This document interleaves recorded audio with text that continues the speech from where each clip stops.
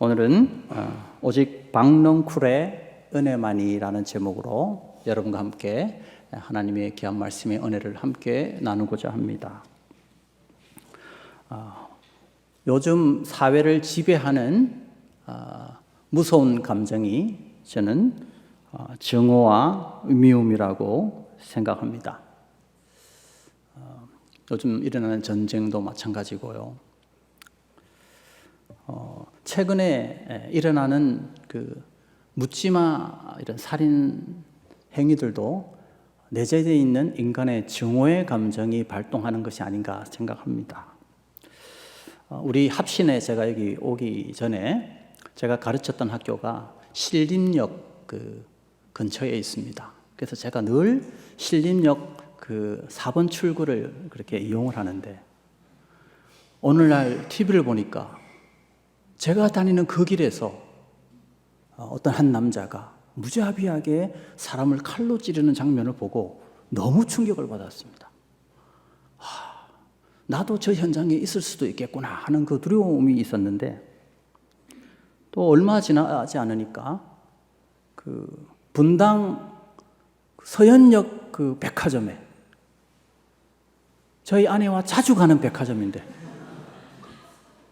거기에 누군가가 차를 그냥 박아버리고 그 백화점에 들어가서 그냥 아무나 이렇게 찔러버리는 그 현장을 보고 이건 또 뭐지? 뭔가가 나를 막 찾아온다는 느낌을 들었어요.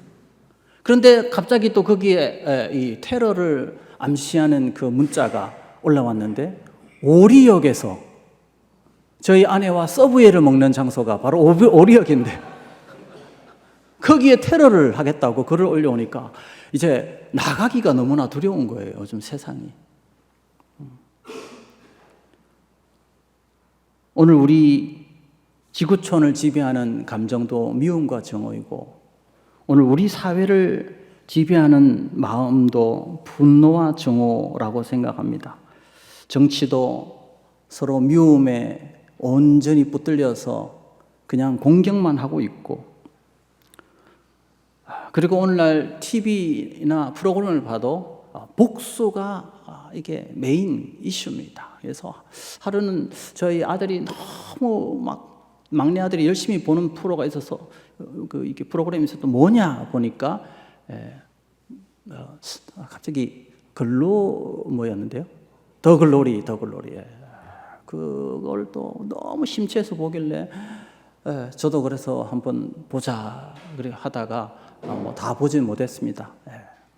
학폭에 고통받았던 한 여인이 평생을 복수를 위해서 준비하는 그런 내용이었는데요. 오늘날 우리 시대에 얼마나 많은 사람들이 이런 트라우마를 안고 살아가지 않나 생각을 해보았습니다. 물론 분노라는 것 자체가 무조건 나쁜 것은 아닙니다. 악을 향해서 분노하는 것은 정의로운 것이죠. 그런데 대부분 우리가 이 가슴에 버리지 못하는 이 증오는 삐뚤어진 증오입니다. 왜곡된 증오라는 것이죠. 왜냐하면 대부분 우리 타락한 인간이 가지고 있는 증오는 이중잣대에서 비롯된 증오입니다. 이게 무슨 말이냐면, 타인에 대해서는 분노하고 증오하면서도 그 동일한 잣대로 자기 자신이나 자기 주변에 있는 사람에게 그 잣대를 들이대느냐 하는 것이죠. 이런 이중잣대의 건강한 분노는 선택적 분노이고, 사실 이런 분노는 정의로운 분노라고 할 수가 없습니다. 이런 잘못된 삐뚤어진 증오, 이중잣대의 함정에 빠졌던 한 인물이 등장하는데, 그가 바로 오늘 읽었던 본문의 주인공 요나입니다. 저는 오늘 여러분과 함께 요나가 왜 분노하는지, 오늘 읽었던 이 본문의 요나의 감정은 분노에 함몰되어 있는 한 영혼입니다. 그리고 왜 이 요나는 이런 분노를 하게 되었고, 요나의 이 분노는 왜 잘못되었으며, 이 잘못된 증오와 분노를 해결할 수 있는 유일한 길은 바로 하나님의 박넝쿨의 은혜라는 사실을 여러분과 함께 나누고자 합니다. 그럼 먼저 요나의 분노의 원인을 한번 살펴보겠습니다. 오늘 요나서 4장 1절에 보면 요나가 성내었다 그렇게 되었는데, 그 성내었다는 히브리어는 불타오르다라는 뜻에서 나오는 단어입니다. 얼마나 이게 분노가 극심하였는지를 잘 보여주는 단어인데요. 근데 그 앞에 싫어하다라는 단어가 사실은 요나서 전체를 이해하는 핵심 키워드라고 할 수 있습니다. 그래서 싫어하다라는 단어의 뜻이 여러분 화면에 나오겠지만 이게 히브리어로 라아라는 히브리어입니다. 라아. 저는 이렇게 발음이 좋지는 않습니다. 그러나 같이 한번 따라해 봅시다. 라아. 오늘 제가 여러분에게 질문을 던지면 다 답을 라아로 하시면 됩니다. 원래 이 단어는 이 악한이란 뜻도 되고 또 불쾌하게 만들다라는 뜻도 되지만, 오늘 요나서 4장 1절에서는 특별히 가돌이라는 그 형용사와 함께 명사형이 여기서 강조되고 있습니다. 그래서 이 명사형은 악이라는 뜻도 있고요, 재난이라는 뜻도 있고 고통이라는 뜻을 가지고 있습니다. 그래서 예를 들면 요나서 1장 2절을 여러분 같이 한번 살펴볼까요? 여러분 그 본문에 요나서 1장 2절에 보니까 이런 표현이 있습니다. 너는 일어나 저 큰, 여기서 크다 할 때 이제 가돌이라는 형용사가 나옵니다. 큰 성읍 니느웨로 가서 그것을 하나님 외치라. 그 악독이라는 말이죠. 악독. 이 히브리어가 뭘까요? 정확하십니다. 이 단어가 요나서 전체에 아주 많이 등장합니다. 그래서 여러분 다 찾을 수가 없습니다. 너무 많이 나와서. 대표적으로 또 여러분 이게 악이라는 뜻도 되지만 또 재난, 고통이라는 뜻도 된다 그랬죠. 그럼 7절 8절 한번 볼까요? 1장 7절 8절. 자, 같이 한번 읽어봅시다. 그들이 서로 이르되 자 우리가 제비를 뽑아 이 재앙이 누구로 말미암아 우리에게 임하였나 알아보자 하고 곧 제비를 뽑으니 제비가 요나에게 뽑힌지라. 무리가 그에게 이르되 청하건대 이 재앙이 누구 때문에 우리에게 임하였는가 말하라. 내 성읍이 무엇이며 내가 어디서 왔으며 내 나라가 어디며 어느 민족에 속하였느냐. 여기서 재앙이라는 단어가 계속 반복되죠. 어떤 히브리어일까요? 그렇습니다. 네. 사실은 싫어하다라는 뜻은 이 라아의 의미를 정확하게 잘 드러내지 못하고 있습니다. 그래서 그 NIV 성경 번역이 그나마 조금 낫습니다. 저의 이 영어의 부정확성 때문에 제가 굳이 영어로 읽지 않겠습니다. 보시길 바랍니다. 자, 여기 보면 이렇게 됐어요. 요나에게 이것은 매우 잘못된 것처럼 보였다라는 거죠. 그러니까 여기서 매우 큰 악이란 뜻이 히브리어에 강조되고 있어요. 큰 악. 그러니까 요나에게 이것은 큰 악이었다. 이게 사실은 원문의 의미를 더 잘 드러내고 있습니다. 조금 의역하면 이것이 요나에게는 매우 악한 것처럼 보였다. 아주 잘못된 것처럼 보였다. 그래서 그것이 요나를 불쾌하게 만들었다라는 게 원문의 의미입니다. 그러면 여러분, 요나를 크게 분노하게 만든, 요나에게 악한 것처럼 보였던 이것은 무엇을 의미할까요? 이것이 요나에게는 큰 악처럼 보였다는 거예요. 그것이 바로 3장에 일어난 일들입니다. 지금 4장 1절이잖아요. 그죠? 당연히 뭐의 연속이겠어요? 제가 질문할 때 답을 다 알려드려요. 3장에 대한 이야기예요. 3장. 3장에서 어떤 일이 벌어졌습니까? 요나는 니느웨 백성들이 망하기를 바랬습니다. 저 악한 백성들은 심판받아야 마땅하다고 생각했습니다. 어떤 일이 벌어졌습니까? 니느웨 백성들이 회개하자 하나님께서 용서해 주신 것입니다.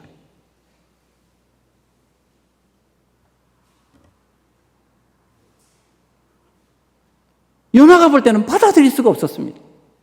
저 악한 백성들, 저 자랑무도한 저 아수르 백성들이 단순히 하나님 앞에 무릎을 꿇고 회개했다는 이유만으로 용서를 받는다? 이건 있을 수 없는 일이라는 거죠. 요나가 볼 때는 그건 악한 일이다. 매우 큰 악한 일이다 라고 요나는 생각했습니다. 그래서 요나는 지금 분노하고 있는 것입니다. 그런데 요나가 보기에 이런 악한 일이 발생하게 된 원인을 요나는 지금 2절에서 분명하게 그 원인을 제시하고 있습니다. 왜 이런 악한, 요나에게 이런 악한 일이 발생하게 되었는가? 그것은 바로 하나님의 성품 때문이라는 것입니다. 그래서 요나서 4장 2절에 보면 요나가 이런 고백을 합니다. 다 같이 한번 읽어볼까요? 요나서 4장 2절 시작. 여호와께 기도하여 이르되 여호와여 내가 고국에 있을 때에 이러하겠다고 말씀하지 아니하였나이까? 그러므로 내가 빨리 다시스로 도망하여 싸우니 주께서는 은혜로우시며 자비로우시며 노하기를 더디하시며 이내가 크시사 뜻을 돌이켜 재앙을 내리지 아니하시는 하나님이시는 내가 알았음이니이다. 하나님, 제 이럴 줄 알았습니다.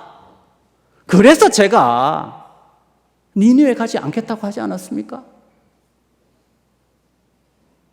4장 2절에서 드디어 요나는 왜 자신이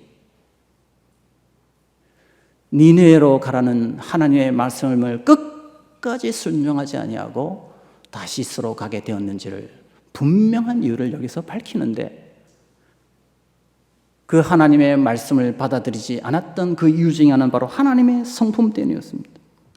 하나님 어떤 분이십니까? 은혜로우신 분입니다.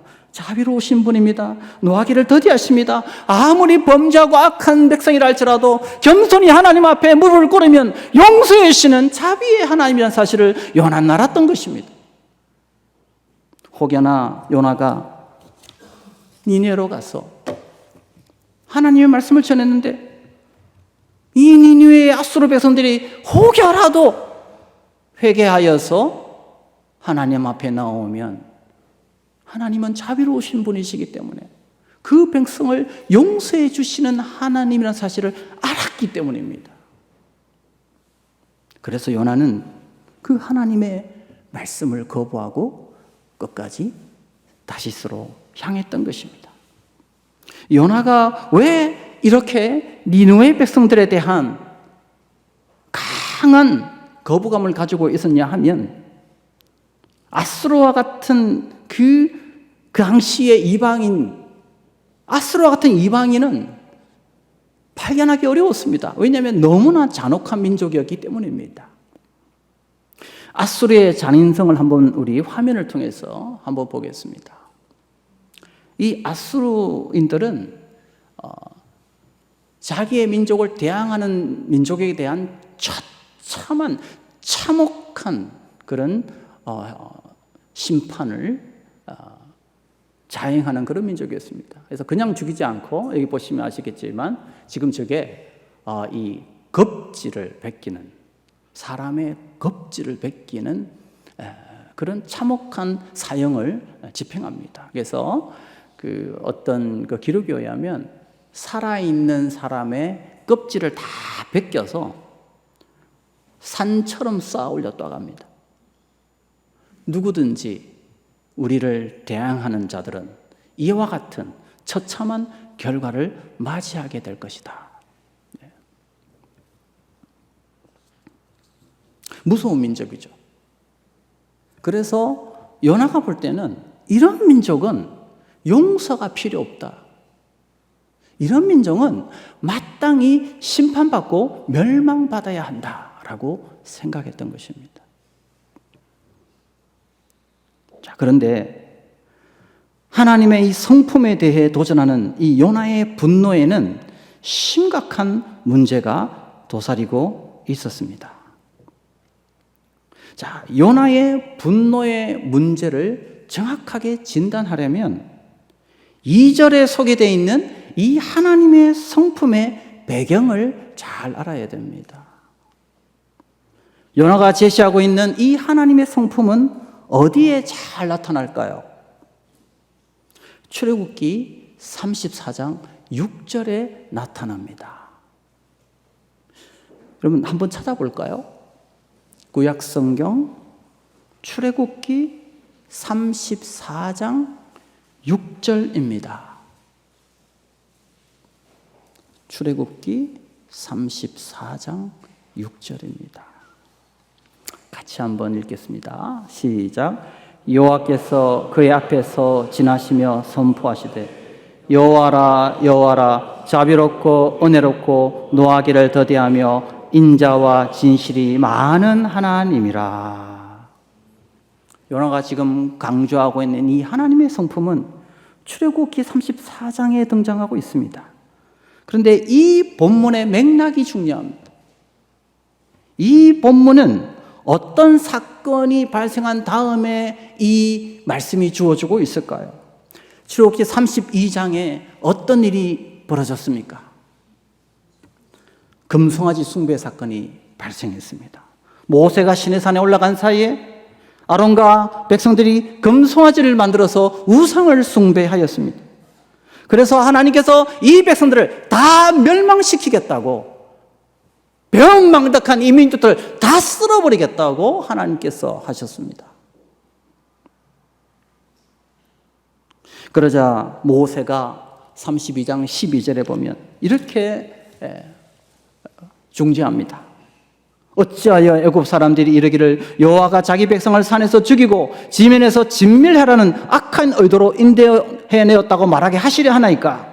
주의 맹렬한 노를 그치시고 뜻을 돌이키사 주의 백성에게 이 화를 내리지 마옵소서. 모세가 간절히 하나님 앞에 당신의 자비와 긍휼하심을 허락해달라고 간절히 하나님 앞에 나옵니다.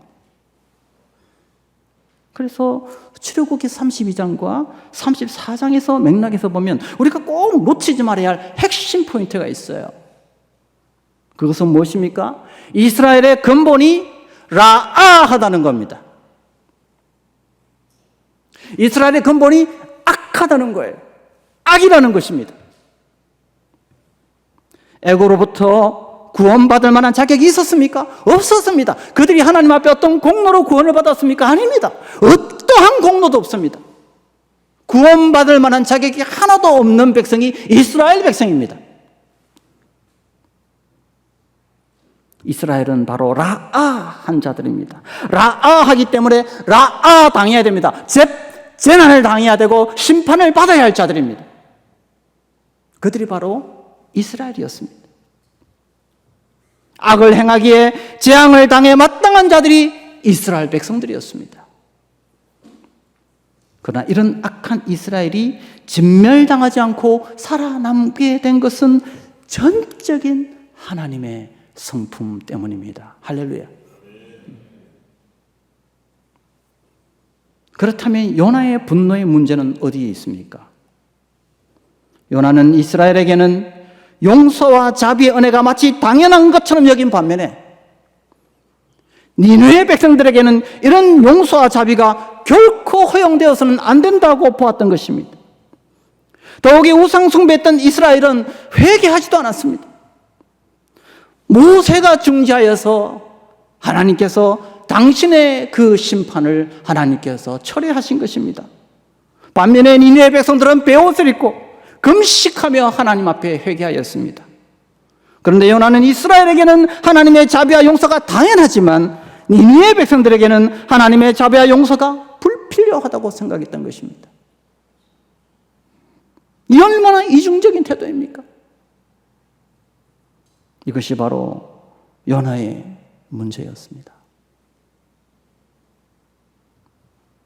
미움과 종에 사로잡힌 요나에게 드디어 하나님께서 나타나셔서 요나의 문제를 깨닫게 하기 위하여 실물 교육을 시작하십니다. 하나님의 실물 교육은 무엇입니까?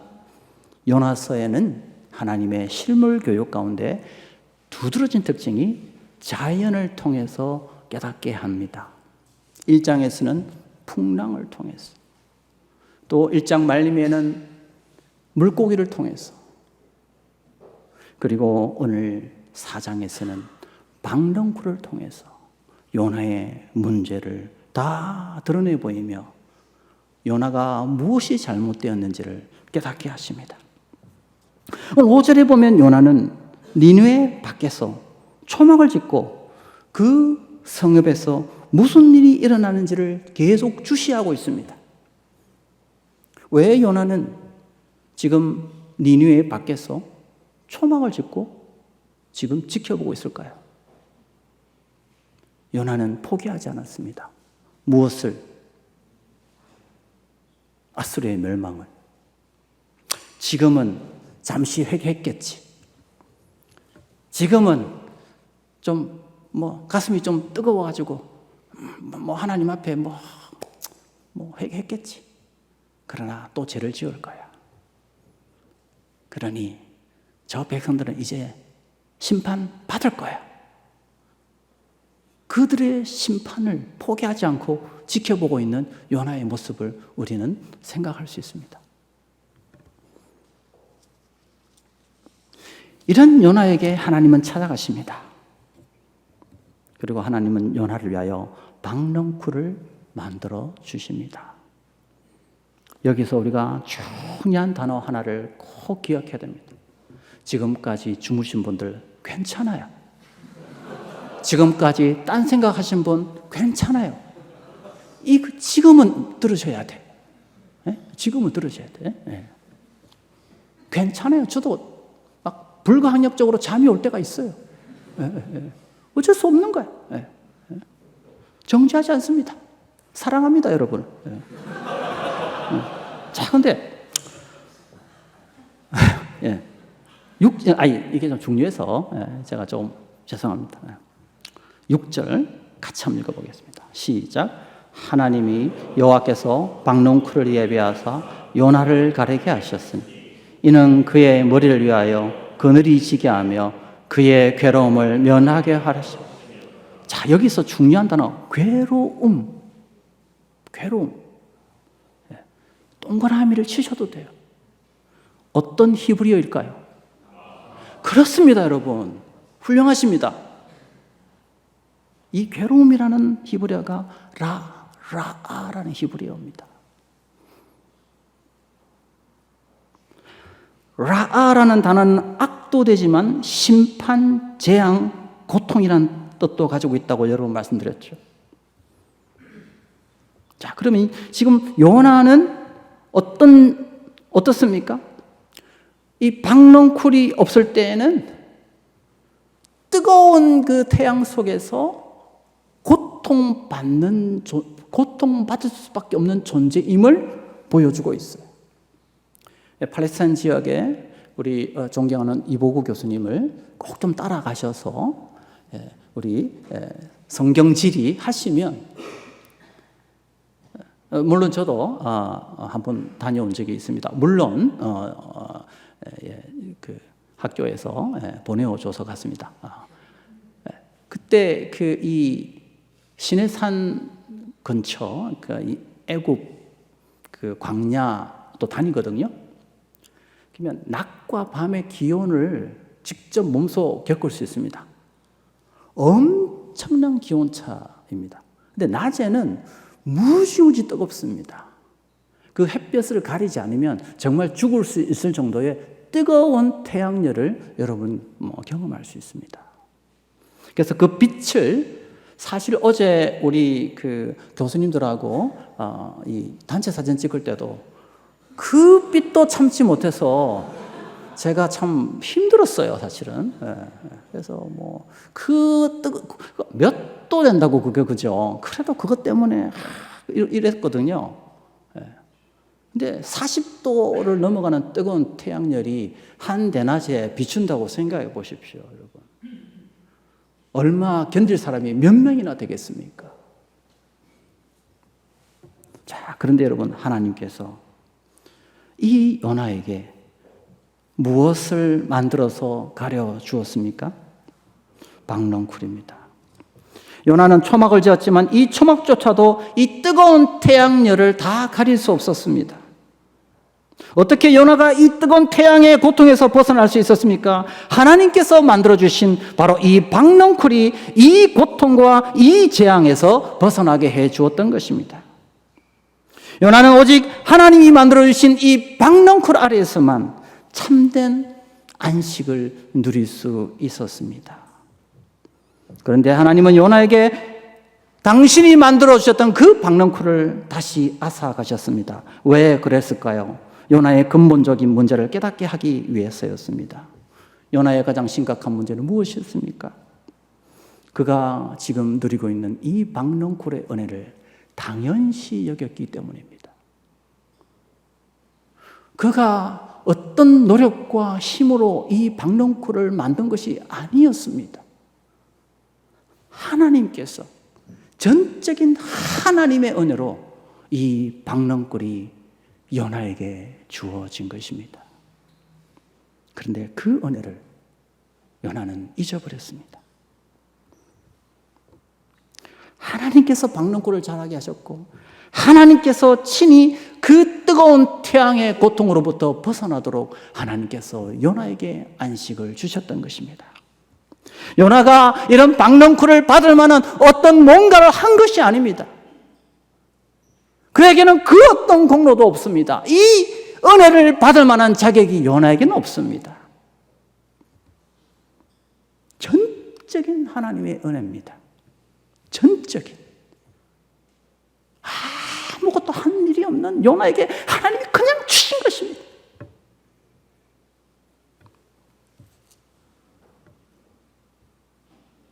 이런 요나의 문제는 그 당시 북이스라엘의 영적인 상황을 반영합니다. 요나 시대 북이스라엘은 어떤 상태였습니까? 요나와 동시대에 사역했던 호세아서를 읽어보면 북이스라엘은 엄청난 영적 타락에 젖어 있었습니다. 왜 그러면 이런 타락에 빠져들어가는 것일까요?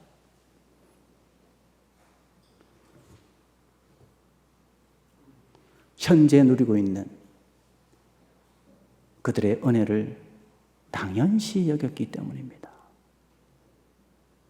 자격 없는 그들에게 주신 그 은혜를 당연시 여겼습니다. 은혜를 잊어버린 것입니다. 원래 이스라엘은 어떻게 구원받았습니까? 바로의 종되었던 자들입니다. 어떻게 바로의 종에서 해방되었습니까? 전적인 하나님의 은혜로 구원받았습니다. 그들이 어떻게 광야에서 생존할 수 있었습니까? 전적인 하나님의 은혜로 하늘의 만나와 메추라기로 먹이셨습니다. 먹을 것, 입을 것 다 하나님이 채워주셨습니다. 과거 이스라엘 역사를 단 하나의 단어로 요약하자면 전적인 은혜입니다. 이 은혜를 잊어버리면 멸망입니다. 이런 은혜를 망각한 이스라엘의 모습이 바로 요나의 모습을 통해 나타나고 있습니다.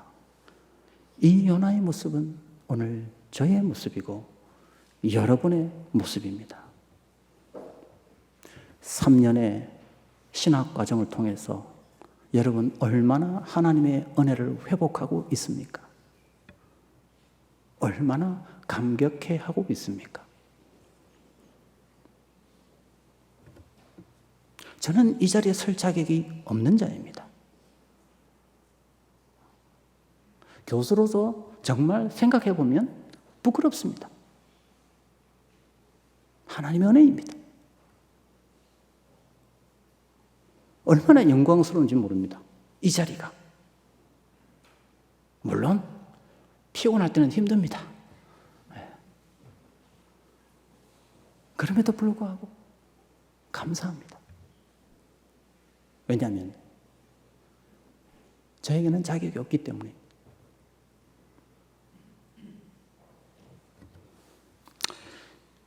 신약에 보면 1만 달란트 빚진 자가 있습니다. 탕감을 받습니다. 근데 100데나리온 빚진 자를 용서하지 못합니다. 왜 그럴까요? 우리 신약 교수님께서도 두렵습니다만은 이보고 교수님 혹시 제가 좀 또 적용이 잘못됐으면 말씀해 주시고, 저는 1만 달란트 빚을 탕감받을 때 너무나 기뻤을 거라고 생각합니다. 근데 이 감격이 사라진 것이, 잊어버린 거예요. 그래서 1만 달란트에 비해서 너무나도 적은 금액인 이 100데나리온 빚진 자를 용서하지 못하는 것입니다.